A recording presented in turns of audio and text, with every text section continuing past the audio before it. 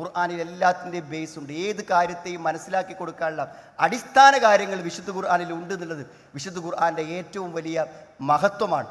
അതുകൊണ്ട് യാതൊരു പരിഷ്കരണങ്ങൾക്കും യാതൊരു മാറ്റങ്ങൾക്കും വിധേയമാക്കേണ്ടതില്ലാത്ത അള്ളാഹുവിൻ്റെ മതമാണ്, അള്ളാഹുവിൻ്റെ ദീനാണ്.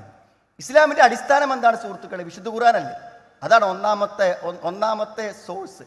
ഇസ്ലാമിക നിയമങ്ങളുടെ ആദ്യത്തേത് ഖുർആനാണ്. നിങ്ങൾ ആലോചിച്ച് നോക്ക്, നിങ്ങൾ 1400 കൊല്ലം മുമ്പ് വന്ന ഒരു ഗ്രന്ഥം ഇന്നും എന്താകുന്നു?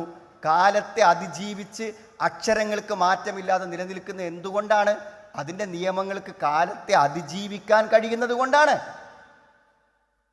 വലൗകാനമിൻ ഗൈരില്ലാഹില വജദൂ ഫീ ഇഖ്തിലാഫൻ കതീറ.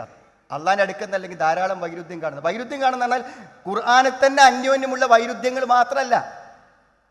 പണ്ഡിതന്മാർ പറഞ്ഞത് വിശുദ്ധ ഖുർആൻ പറഞ്ഞ സത്യങ്ങൾക്കും യാഥാർത്ഥ്യങ്ങൾക്കും വിരുദ്ധമായി ഒരു സത്യം കണ്ടെത്തപ്പെടുകയില്ല എന്നാണ്. അത് ചിലരുടെ കാര്യമാണ്. 114 അധ്യായങ്ങളുള്ള 6000 ചില വചനങ്ങളുള്ള മനുഷ്യൻ്റെ ജീവിതത്തിൻ്റെ എല്ലാ വിഷയങ്ങളും പ്രതിപാദിച്ച ഒരു മഹാഗ്രന്ഥത്തിനെതിരായിക്കൊണ്ട് ഒരറിവ് പോലും അതിന് വിരുദ്ധമായി ഇന്നത്തെ പുതിയ തത്വങ്ങൾക്കോ തത്വശാസ്ത്രങ്ങൾക്കോ പറയാൻ പറ്റുന്നില്ല എന്ന് പറഞ്ഞാൽ ആ ഖുർആനിൻ്റെ മഹത്വം എത്ര? അത് അള്ളാഹുവിൻ്റെ വചനങ്ങളായതുകൊണ്ടാണ്.